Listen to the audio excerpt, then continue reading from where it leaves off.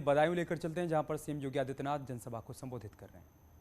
उत्तर राज्य विकास से जुड़े हुए राज्य मंत्री माननीय श्री BL वर्मा जी,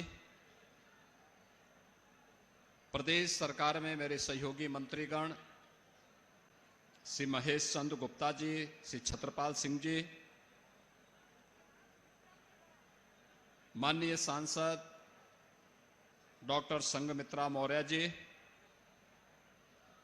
जिला पंचायत के अध्यक्ष श्रीमती वर्षा यादव जी, भारतीय जनता पार्टी के क्षेत्रीय अध्यक्ष श्री रजनीकांत माहेश्वरी जी, माननीय विधायकगण श्री राजीव कुमार सिंह जी, श्री धर्मेंद्र साक्य जी, श्री RK शर्मा जी, श्री कुशाग्र सागर जी, भारतीय जनता पार्टी के प्रदेश के मंत्री श्री DP भारती जी, जिलाध्यक्ष राजीव कुमार गुप्ता जी, राकेश मिश्रा जी, भारी संख्या में आज के इस कार्यक्रम में यहां पर उपस्थित जनपद बदायूं और सहसवान विधानसभा क्षेत्र से जुड़े हुए सभी भाइयों बहनों,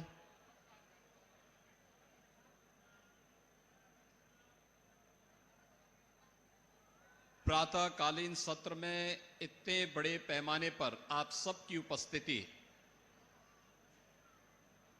यह हम सबको आह्लादित करता है। मैं इस अवसर पर आप सभी की इस उपस्थिति के लिए मैं आपका अभिनंदन करता हूं और एक साथ लगभग 1400 करोड़ रुपए की जिन परियोजनाओं का आज यहां लोकार्पण हो रहा है, इसके लिए जनपद बदायूं से जुड़े हुए सभी जनप्रतिनिधियों के परिश्रम के लिए उन्हें हृदय से धन्यवाद देता हूं और संपूर्ण बदायूं वासियों को इन योजनाओं का लाभ मिले, इसके लिए मैं आप सबको हृदय से बधाई देता हूं, अपनी शुभकामनाएं भी देता हूं। भाइयों बहनों, लोकार्पित होने वाली परियोजनाओं की संख्या 50 है, जिनकी लागत है लगभग 1118 करोड़ रुपए और शिलान्यास होने वाली परियोजनाओं की संख्या है 146 और जिन पर पैसा खर्च होगा 211 करोड़ रुपए। विकास की ये परियोजनाएं समयबद्ध ढंग से हों, कार्य के मानक की गुणवत्ता को हर हाल में बनाए रखते हुए हों, यह प्रदेश सरकार की पहले दिन से मंशा रही है। प्रदेश के अंदर एक विकास का माहौल हो, क्योंकि ये भौतिक विकास के कार्य ही प्रदेश के आम जनमानस के जीवन में परिवर्तन का कारक बनेंगे। इस विश्वास के साथ जब मार्च 2017 में प्रदेश में हमारी सरकार बनी थी, तो प्रदेश के अंदर विकास की सोच को जो प्रत्येक नागरिक के जीवन में परिवर्तन ला सके, उस सोच को आगे बढ़ाने का जो कार्य आगे बढ़ाया गया, आज भाइयों बहनों, उसका परिणाम है कि 2017 के पहले जब केंद्र सरकार के द्वारा किसी भी सर्वे को विकास से जुड़े हुए, लोक कल्याण से जुड़े हुए किसी भी सर्वे को जब प्रसारित किया जाता था, तो उत्तर प्रदेश सबसे पीछे होता था।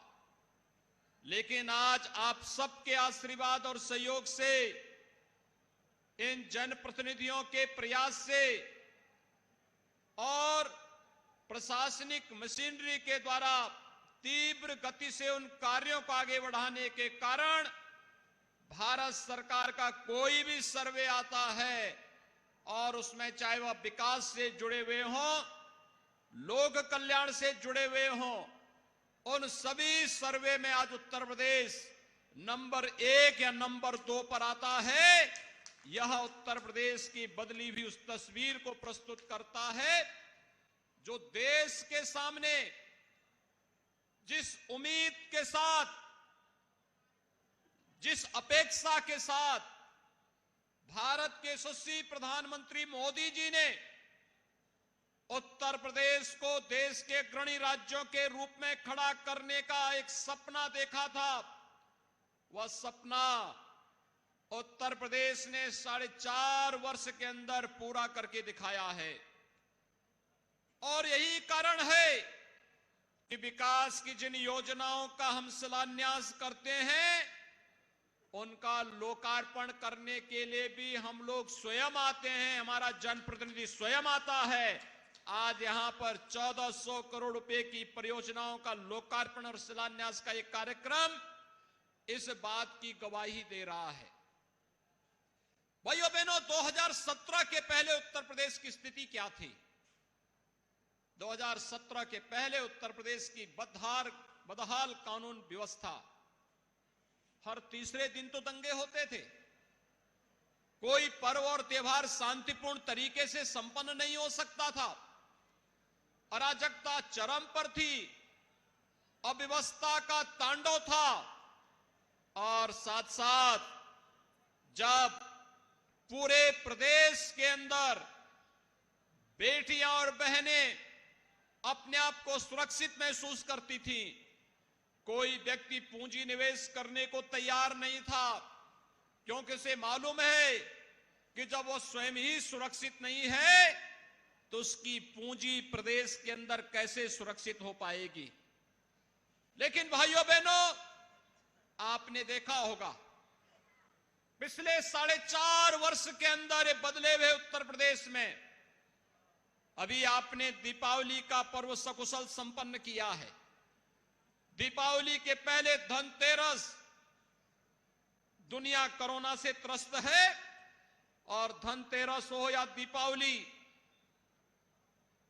गोवर्धन पूजा रही हो या भैया दूज, ये सभी कार्यक्रम कितने शांतिपूर्ण ढंग से, कितने उल्लासपूर्ण तरीके से उत्तर प्रदेश के हर जनपद में मनाया गया। 2017 के पहले पर्व और त्योहार आते थे, भले ही कोरोना नहीं था, लेकिन कर्फ्यू के कारण हमारी आस्था पर कुठाराघात होता था, और साथ साथ अनावश्यक रूप से अगर किसी ने उन दंगाइयों के खिलाफ आवाज उठा दी, झूठे मुकदमों में उन्हें फंसा करके प्रताड़ित किया जाता था, परेशान किया जाता था। लेकिन भाइयों बहनों, 2017 के बाद आपने देखा होगा उत्तर प्रदेश में कोई दंगा नहीं, पर्व और त्योहार शांतिपूर्ण तरीके से मनाए जा रहे हैं, कोई व्यवधान नहीं, कोई बाधा नहीं, सारे कार्यक्रम सकुशल संपन्न हो रहे हैं, बड़े बड़े आयोजन प्रदेश के अंदर संपन्न हो रहे हैं। और प्रदेश सरकार ने अपराध और अपराधियों के प्रति जीरो टॉलरेंस की जिस नीति के तहत कार्य करना प्रारंभ किया है, आज उसके परिणाम भी सामने आ रहे हैं। एक तरफ दंगा मुक्त प्रदेश, अपराध मुक्त प्रदेश की गिनती के रूप में उत्तर प्रदेश सामने आ गया है, देश के सामने आ गया है, वहीं देश के अंदर पेशेवर अपराधी और सत्ता के संरक्षण में अपराध पलने वाले अपराधी और माफियाओं के खिलाफ कैसे कार्रवाई होनी चाहिए, उत्तर प्रदेश ने उसकी नजीर भी देश के सामने प्रस्तुत की है। 1800 करोड़ रुपए की माफियाओं की संपत्ति जब्त की गई है, और लगभग इतने ही करोड़ रुपए की उस अवैध संपत्ति को जो जब्त नहीं हो सकती थी, उसको बुलडोजर लगा करके ध्वस्त करने का कार्य भी राज्य की सरकार ने ही किया है। भाइयों बहनों, सोच होती है सरकारों की। याद करिए, समाजवादी पार्टी की सरकार 2012 में आई थी, उसने पहला काम क्या किया था?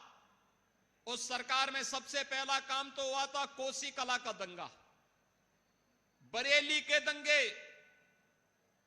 कोसी कला में दंगा, मुजफ्फरनगर में दंगा, लखनऊ में दंगा, कानपुर में दंगा। कोई जनपद ऐसा नहीं था जहां दंगे न हुए हों। और भाइयों बहनों, सरकार ने क्या काम किया था जब पहले आई थी? आने के साथ समाजवादी पार्टी ने गरीबों के लिए नहीं, किसानों के लिए नहीं, नौजवानों के लिए नहीं, महिलाओं के लिए नहीं, उसने श्री राम जन्मभूमि पर आतंकी हमला करने वाले आतंकवादियों के मुकदमों को वापस लेने का काम किया था। पिछली सरकारें आतंकवादियों का मुकदमा वापस लेती थी, दंगाइयों को मुख्यमंत्री आवास पर बुला करके सम्मानित किया जाता था।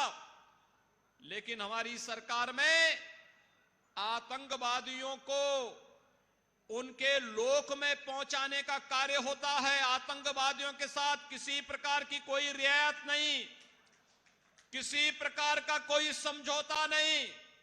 लेकिन सरकार आई 2017 में, सबसे पहला काम किया गया, बहनों और बेटियों की सुरक्षा के लिए एंटी रोमियो स्क्वाड का गठन करके हर जनपद में मिशन शक्ति का एक अभियान चलाया जा रहा है। हमने पुलिस की भर्ती करवाई, 1.5 लाख पुलिस की भर्ती हुई और इसमें 20% महिलाओं की भर्ती अनिवार्य रूप से होगी। आज आप देखते होंगे कि हर जनपद में पर्याप्त मात्रा में महिला आरक्षी मौजूद हैं, जो प्रदेश के अंदर सुरक्षा का बेहतर वातावरण बनाने में अपना योगदान दे रही हैं। हमने दूसरा कदम उठाया था, 86 लाख किसानों का 36,000 करोड़ रुपए का कर्ज माफी का कार्यक्रम, जिसमें बदायूं में भी बड़े पैमाने पर किसानों का कर्ज माफ हुआ था। और भाइयों बहनों, हमारी सरकार का तीसरा फैसला था अवैध बूचड़खानों को बंद करके गोवंश की तस्करी को पूरी तरह प्रतिबंधित करने का कार्य करना। याद करिए, पिछली सरकारें आतंकवादियों के मुकदमों को वापस लेती थी, पिछली सरकारें महिलाओं की सुरक्षा के साथ खिलवाड़ करती थी, पिछली सरकारें किसानों को दी जाने वाली मदद में कोई सहयोग नहीं करती थी, बल्कि किसानों को मिलने वाली केंद्र सरकार की सहायता को भी हड़पने का कार्य कर जाती थी। भाइयों बहनों, गौ तस्करी और अवैध बूचड़खाने पिछली सरकारों की पहचान थी। हमारी सरकार ने तो न केवल अवैध बूचड़खाने बंद किए, बल्कि हमारी सरकार ने भाइयों बहनों जितने भी निराश्रित गौवंश थे उनके लिए गौ आश्रय स्थल बनाने का कार्य भी किसी ने किया है तो हमारी सरकार ने किया है। और भाइयों बहनों, हम लोग लगातार इस पर कार्य कर रहे हैं। जो किसान अपने घर में निराश्रित गौ वंश को रखकर के उसका पालन पोषण करेगा, हर गौवंश पर 900 रुपए हर महीने सरकार उसको देने का कार्य कर रही है। जो कुपोषित परिवार अपने घर में एक ब्याई हुई गाय निराश्रित गौआश्रय स्थल से लेकर के अपने घर में पालन पोषण के लिए लेके जाएगा, उस परिवार को भी पूरा का पूरा खानदान वसूली के लिए निकल जाता था। खानदान में भी कोई ऐसा रिश्ता नहीं था जो महाभारत की याद में दिलाता रहा हो। कोई चाचा था, कोई काका था, कोई नाना था, कोई मामा था, कोई भांजा था, कोई भतीजा था, कोई बबुआ था, कोई किसी रूप में काम करता हुआ दिखाई देता था। लेकिन भाइयों बहनों, नियुक्ति के नाम पर पैसा वसूल लिया जाता था, नौजवानों की नियुक्ति नहीं होती थी, क्योंकि जब व्यापक धांधली होने लगती थी कोर्ट उसको स्टे करता था। आपने देखा होगा 4.5 वर्ष के अंदर 4.5 लाख नौजवानों को प्रदेश के अंदर नौकरी दी गई है, 4.5 लाख नौजवानों को।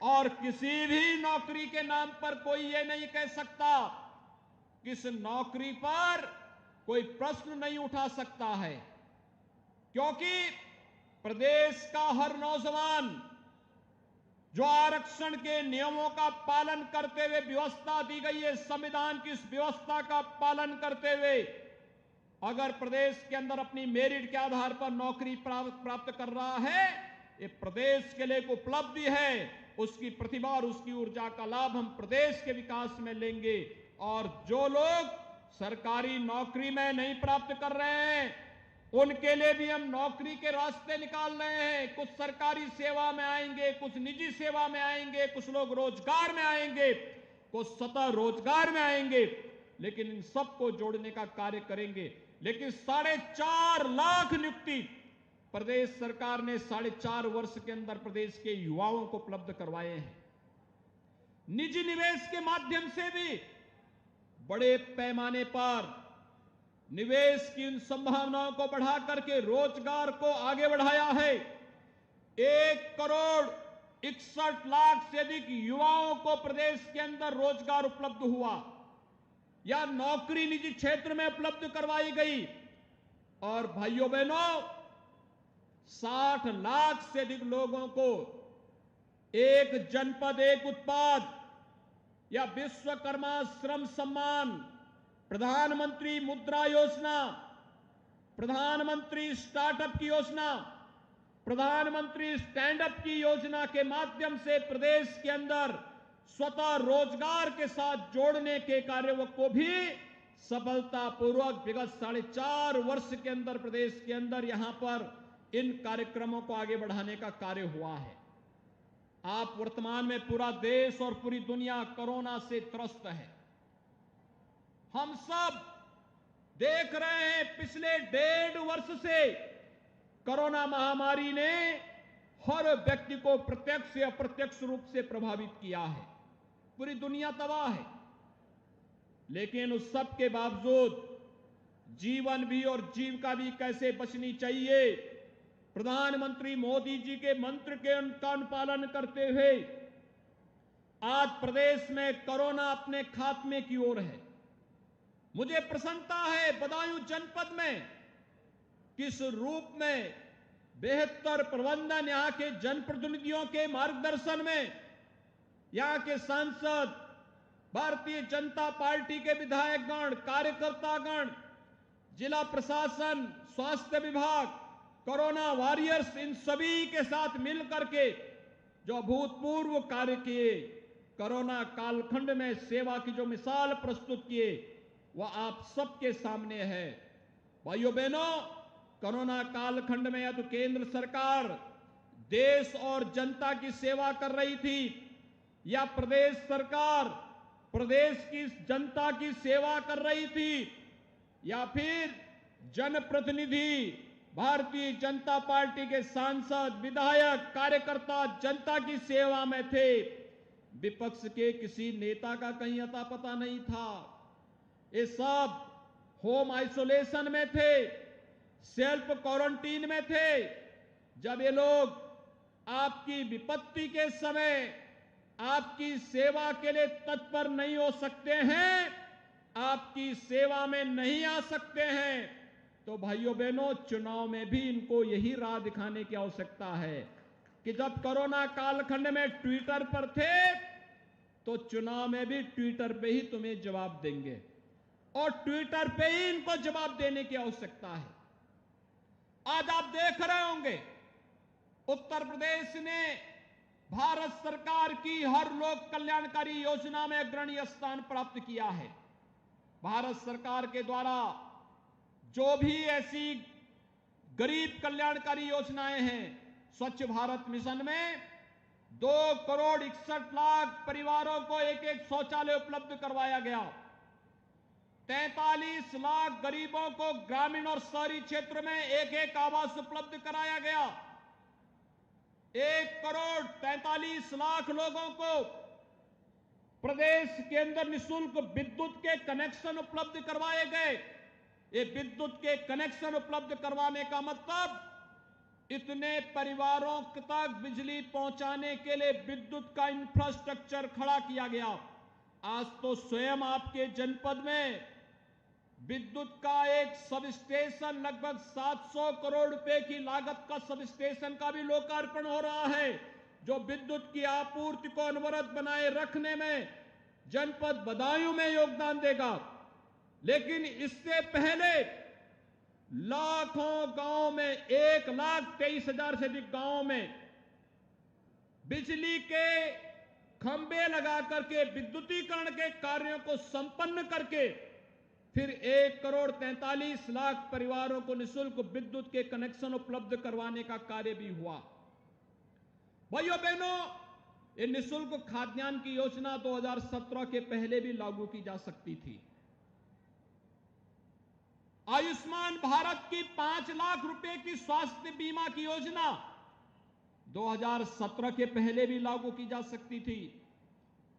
किसानों की बात करने वालों से पूछा जाना चाहिए, 2017 के पहले 7 वर्षों का गन्ना मूल्य का गन्ना किसानों का भुगतान नहीं हो पाया था।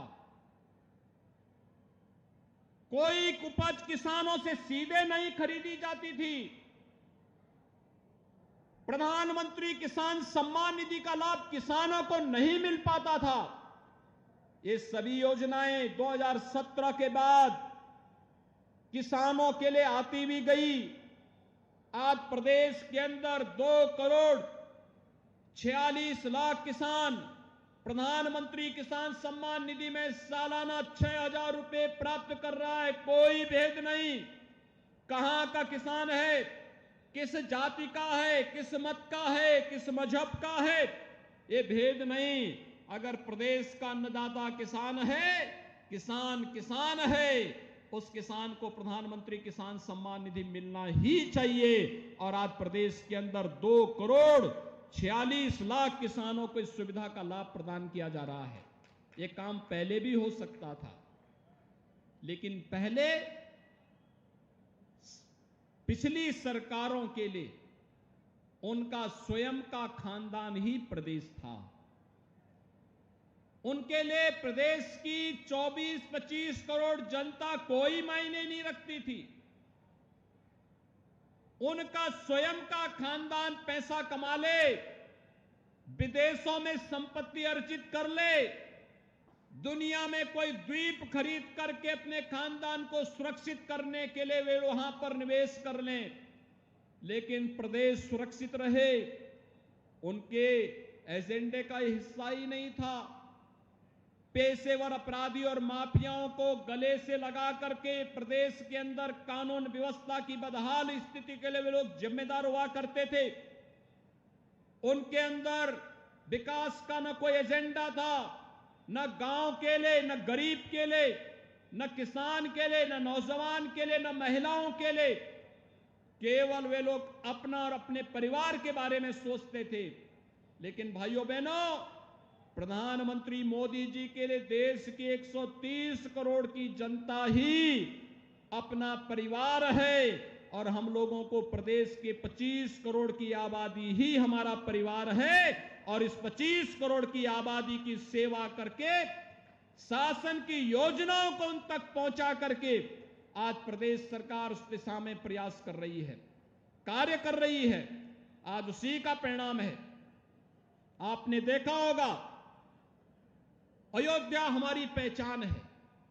जिस अयोध्या में लोग जाने से घबराते थे, कुछ लोग तो कहते थे कि राम हुए कि नहीं हुए, कृष्ण हुए कि नहीं हुए, इसमें भी संदेह करते थे, प्रश्न खड़ा करते थे। अयोध्या में जब हम राम मंदिर की बात करते थे, प्रश्न खड़ा करते थे। और आपने देखा होगा, जब दीपावली का उत्सव प्रदेश सरकार अयोध्या में करती है तो पूरी दुनिया अयोध्या पर एक बार फिर से अयोध्या की दीपावली को देख करके हर घर में दीप प्रज्वलित होते हुए दिखाई देते हैं। अपने पर्व और त्योहारों की कैसे हम एक इवेंट के रूप में प्रस्तुत करें, अयोध्या की दीपावली ने देश को और दुनिया को उसकी ओर आकर्षित किया है। और आज आपसे यही कहने के लिए हम लोग आए हैं कि भाइयों बहनों, पिछली सरकारें केवल और केवल भ्रष्टाचार में लिप्त थी। प्रदेश की जनता के सामने पहचान का संकट खड़ा कर रही थी। न उनके पास गांव का एजेंडा था, न किसानों के लिए कोई एजेंडा था, न युवाओं के लिए था, न महिलाओं के लिए था। उनका स्वयं का एजेंडा था। मैं और मेरा परिवार तक वे सीमित थे और यही कारण है उनके हर कार्यों में ये अहंकार, मैं और मेरा का अहंकार झलकता था। लेकिन पिछले 4.5 वर्ष के अंदर प्रदेश के अंदर एक नए उत्तर प्रदेश के रूप में उत्तर प्रदेश की तस्वीर को आप सब ने बदलते हुए देखा है। और भाइयों बहनों, आज मैं सहेसवान विधानसभा क्षेत्र में बदायूं जनपद से जुड़ी हुई इन योजनाओं को लेकर के इसलिए आया हूं। कभी ये बदायूं जनपद वेदा मऊ के रूप में जाना जाता था, वेदों के अध्ययन के केंद्र के रूप में जाना जाता था। कहते हैं महाराज भगीरथ ने भी यहां तपस्या की थी और महाराज भगीरथ जिनके प्रयास से मां गंगा इस धरती पर आई और हजारों वर्षों से न जाने कोटि कोटि मानवों के जीवन का उद्धार करते हुए दुनिया की सबसे उर्वरा भूमि हमें प्रदान करती है। दुनिया के अंदर गंगा और यमुना के इस क्षेत्र से जुड़ी हुई जितनी उपजाऊ भूमि है, दुनिया के अंदर अन्यत्र कहीं भी इस प्रकार की उपजाऊ भूमि नहीं मिलती है। और मैं तो कहता हूं उत्तर प्रदेश के अंदर जो संभावना है, इस संभावना को आजादी के बाद की सरकारों ने टटोलने का प्रयास किया होता तो उत्तर प्रदेश का अन्नदाता किसान अकेले पूरे देश और पूरी दुनिया का पेट भरने की सामर्थ्य रखता है। इतनी मेहनती और इतना पुरुषार्थी है, लेकिन उस किसान को पिछली सरकारों ने शोषण किया था। क्रय केंद्र नहीं खोले जाते थे, उसको उसके हाल पर छोड़ दिया गया था। कोई किसान अपने पुरुषार्थ से मेहनत करता था, अगले दिन कोई गुंडा और कोई पेशेवर माफिया उसकी संपत्ति पर कब्जा कर लेता था। खेती किसानी घाटे का सौदा हो गया था किसान के लिए। लेकिन हम आभारी हैं प्रधानमंत्री मोदी जी के, उन्होंने 2014 में आने के बाद सबसे पहला काम किया किसानों के लिए।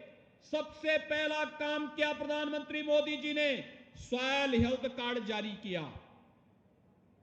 प्रधानमंत्री फसल बीमा योजना लागू की, प्रधानमंत्री कृषि सिंचाई की योजना लागू की।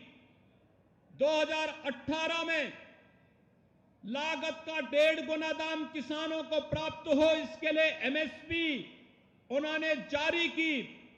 और भाइयों बहनों, 2019 के प्रारंभ में प्रधानमंत्री मोदी जी ने देश के अन्नदाता किसानों को प्रधानमंत्री किसान सम्मान निधि का लाभ भी दिया, जो आज देश के 12 करोड़ किसान जिसका लाभ प्राप्त कर रहे हैं। कोरोना कालखंड में कैसे सेवा होनी चाहिए, आपने वो मिसाल देखी होगी। फ्री में टेस्ट, फ्री में उपचार, फ्री में राशन और सबको वैक्सीन, मुफ्त में वैक्सीन, यह भी देश को उपलब्ध करवाया। कितने लोगों ने वैक्सीन लगाया है यहां पर?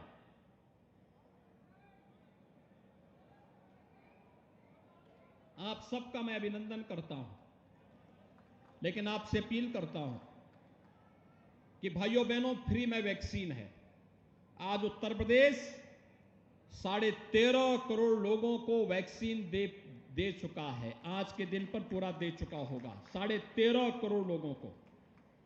और मेरी आपसे अपील है, अगर कोई व्यक्ति वैक्सीन से भी वंचित है, जिसने पहला डोज नहीं लगाया है, अविलंब अपने नजदीक के केंद्र में जाकर के पहला डोज लगवा ले।